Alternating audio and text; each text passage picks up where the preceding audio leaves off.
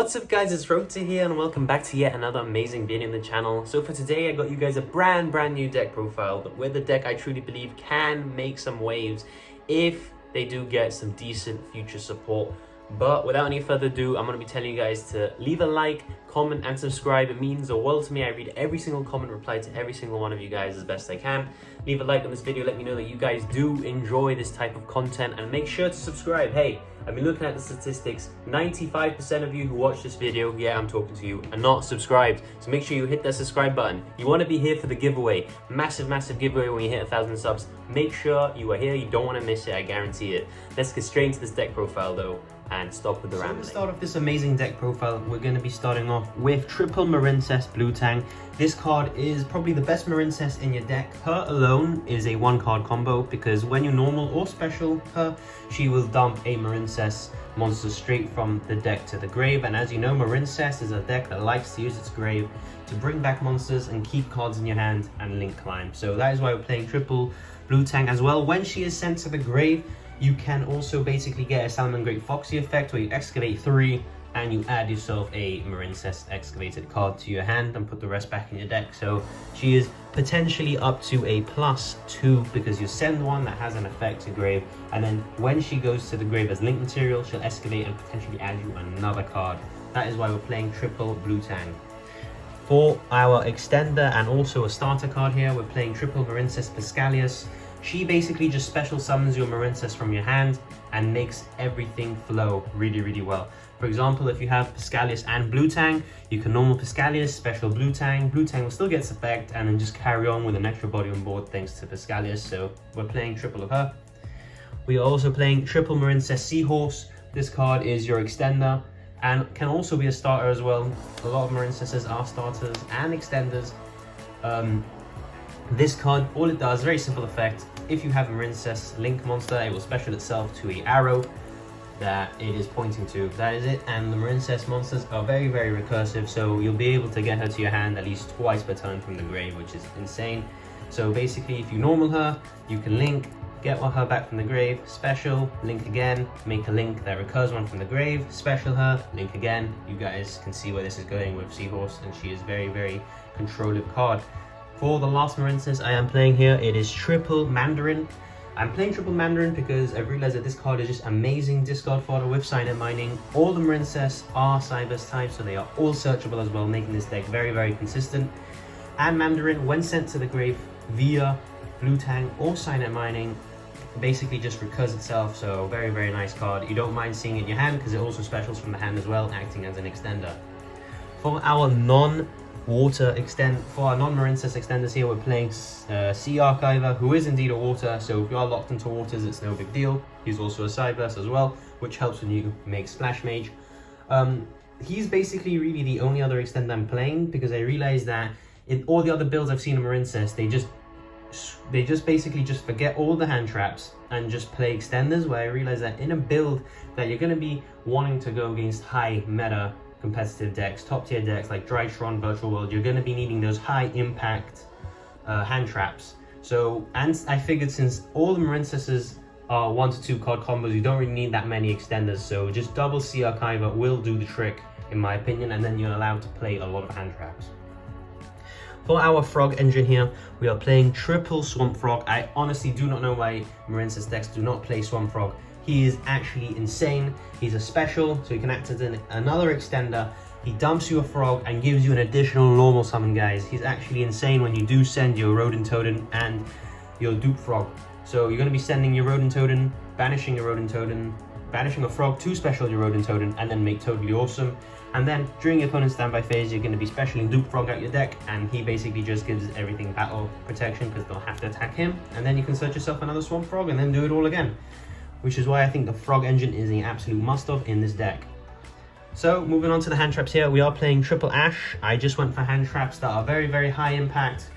Arguably Ash isn't that high impact, but can always consistently hit a deck that you're playing. You don't want to be playing, for example, Lancia, and then you go against a deck that doesn't banish a lot, and then Lancia's a bit dead. Whereas Ash, basically always live, and every deck uses effects that can be negated with Ash, which is why I'm playing her.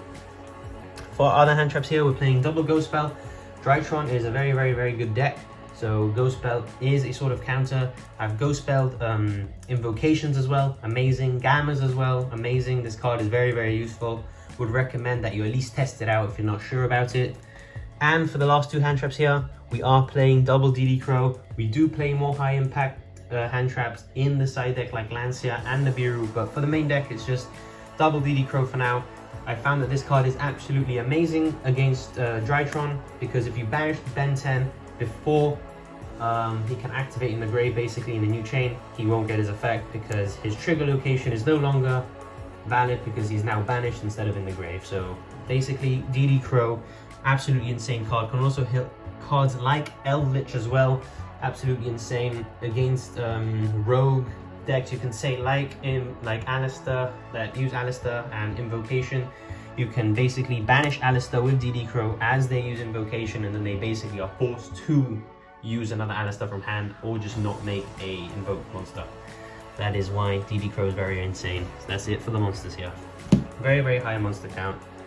For the spells, we are of course playing Triple Signet Mining. Why wouldn't you play this card? This card literally just says search your deck, and absolutely insane card. The discard is very nice as well. Sometimes you actually just want to discard a card to get it in the grave, like Mandarin, because you know Mandarin, you are going to be getting more use of it if it is in the grave instead of in your hands. So very nice.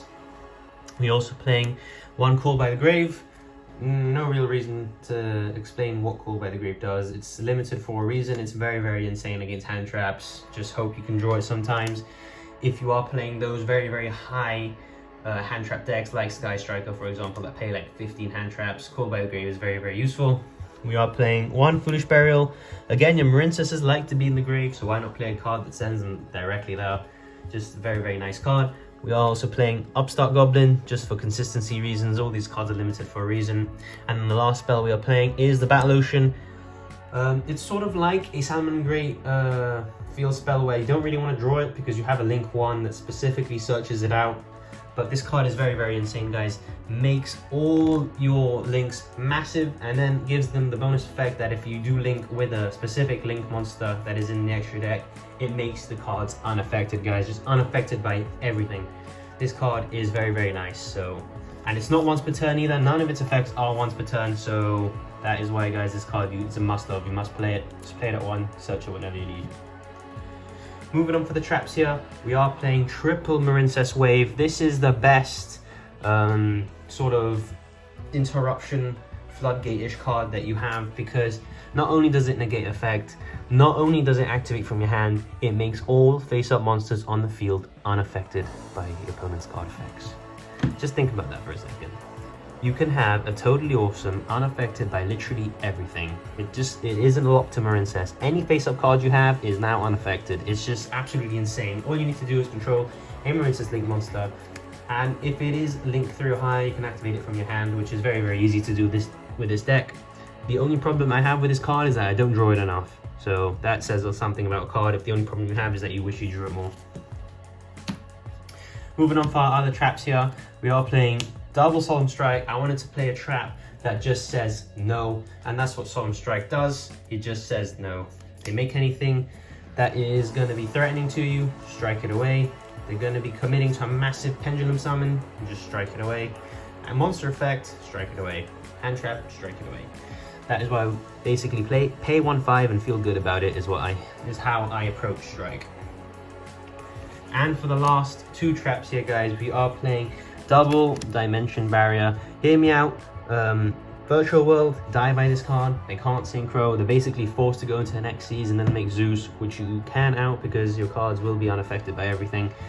Against, for example, Shadows, they are basically locked out fusion summoning for the turn, which is very nice. They are basically forced to go into a Schism and set it. And also against your Drytron decks, they can't Ritual. Don't have to say anymore, guys. This card is very versatile. I feel like it will make a comeback into the metagame. And of course, if you don't like the 4 traps I do have selected, you can always swap them out. It is obviously all personal preference. So yeah, that is the main deck, guys. 40 cards, a lot of monsters, a bit of spells, and a bit of traps. So now we're going to be moving on to the extra deck. So guys, we are now at the extra deck part of deck profile, and I'm going to be showing you what we are playing.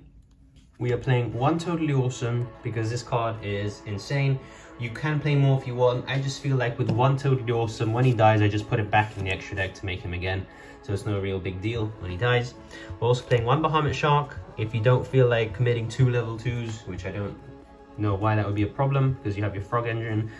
But if you don't want to do that, you can always just make Bahamut Shark and then make Toad and have an extra body on board, which is nice, I guess. And that's it for the Xyzers.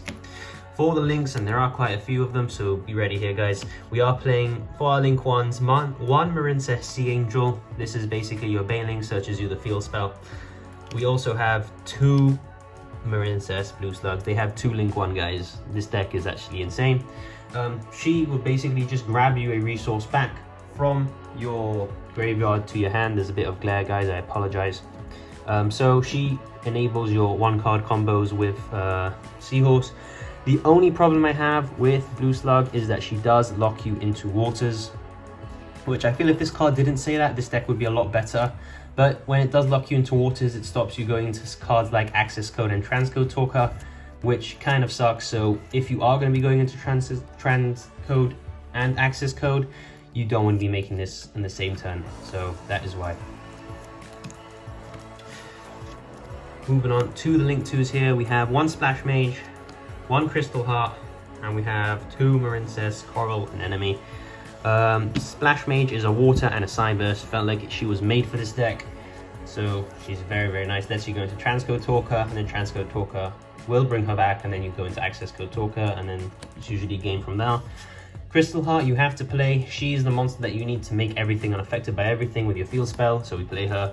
And Coral and Enemy is a very, very nice card, basically just special summoning you a water from your graveyard back to the field.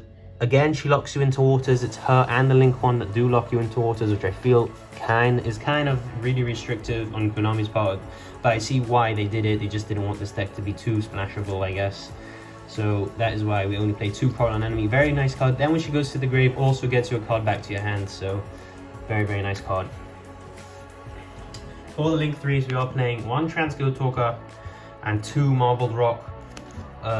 Transcode Talker is easy while he's here. He's a link 3 and gives you access to Access Code, and double Marbled Rock because sometimes you just make her to get something back, like your trap from the grave back to your hand. She just targets any MARINCESS card and puts it back to your hand, which is very, very nice.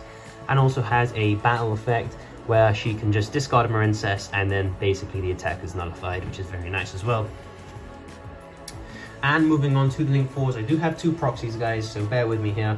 We do have 1 Wonder Heart as your link 4. Then this is your Bubble Reef, guys. This is MARINCESS Bubble Reef, another link 4.